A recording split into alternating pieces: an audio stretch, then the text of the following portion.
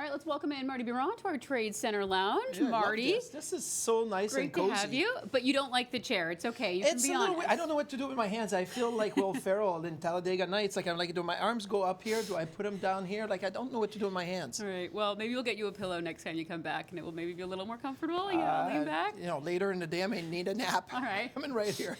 Well, let's talk about trade centers of years past. Yes. Because rumor is you were traded on deadline day while watching TradeCentre. So Yes. paint the picture for us. What did this look like? So trade deadline day in 2007, so the 06-07 season. I'm a UFA at the end of the season, so I kind of know I may get traded. If not, I'm kind of going to sign somewhere else in the offseason. So we're in Toronto that morning. We're playing the Leafs that night with the Sabres.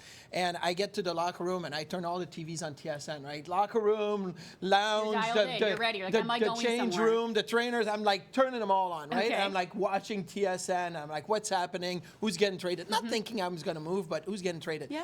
Lindy Ruff, our head coach, comes in, right? He goes, Marty, my office right now. And I'm thinking, no. oh no, I'm in trouble. Because now he's going to yell at me. What are you doing? We have a game tonight. Let's focus. Where are you turning the TVs? And I was always Right. in charge of the TVs anyway. Oh, you're the So TV I was guy. the TV That guy. was I your was not job. the music Okay. guy. I was terrible at picking music, but I was the TV But you guy. were in control of TVs. So everywhere we went. So he kind of yelled at me, stern voice, right? And I'm like, uh-oh, I'm in trouble now. Well, That scared. doesn't sound like I'm getting traded. It sounds like You're I'm just like, I got to turn the in trouble. TVs off. So I go in his office, and he asked me a bunch of questions. Do you want to get traded? What do you want to do? Do you want to stay? And the entire time you're wondering, like, I'm what's going on like, here? what is he trying to do? So then he says, you're traded, but we don't know where, so go back to the hotel, and we'll call you in a little bit. So I go back to the hotel, and I put TSN on again at the hotel, course. and I'm like, okay, let's see where I'm going. I don't know. So now Wow. they're going to, I don't remember who the sideline reporter, the ringside reporter was, but I see my teammates going on the ice for the morning skate, right? And they're like, any unusual things happening in Toronto this morning? No, the Leafs had their morning skate. The Sabres are getting on the ice. Everything's there. No words. I'm like, I'm not there. Hello.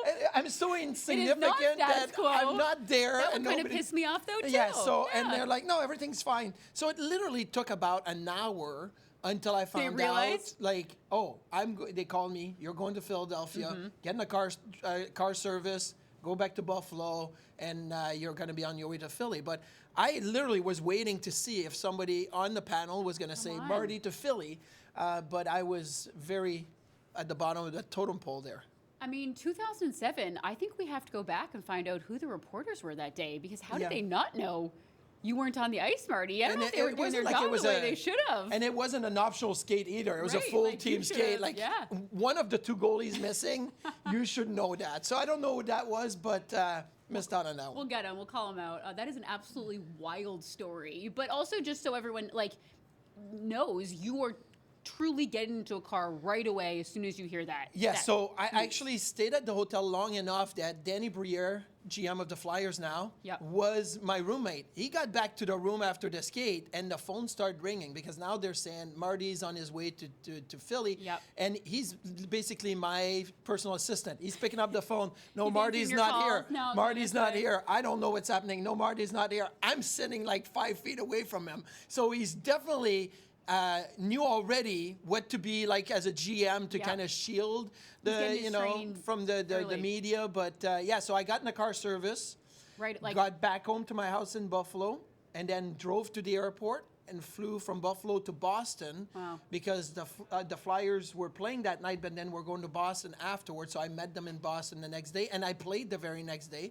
And we won in Boston, an overtime goal where Scotty start. Upshall came in on a breakaway and did the one-hander There you go. around Shout the out to Scotty. goalie. And yeah, it was a great goal. Cost me a lot of money because when you join a new team, money on the board, right? Your first Right. game with Yes, a new of team. So course. I wanted to make an impression. So I'm like, we were last in the league. I'm like, I'm not losing that money Yeah. regardless. So I'm putting big money on the board. Sure enough, we won.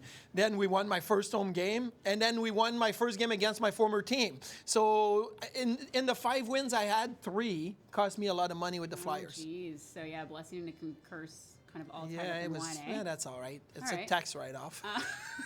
There you go. Positive story in the end. I don't And know if it is, but yeah. Quickly, obviously now you're on the TV side of things. Yeah. How does that compare to your days of being a player?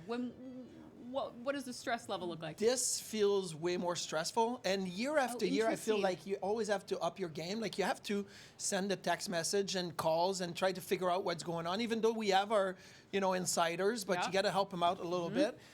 I was never worried at the trade deadline as a player. Maybe I wasn't the type of player that was going to be traded or not, but I always felt like it was more for the entertainment purpose of it. Now we're the one that has to bring the entertainment, right? Exactly. So I feel like the pressure is a lot more on this side of the game as opposed to playing. Oh man, well you're handling the pressure just fine, and hey, I'm sure there's a lot of guys throughout the league that are turning you on in their locker rooms, TradeCentre, and then maybe they're getting the call in, get into my office, and they're like, shoot.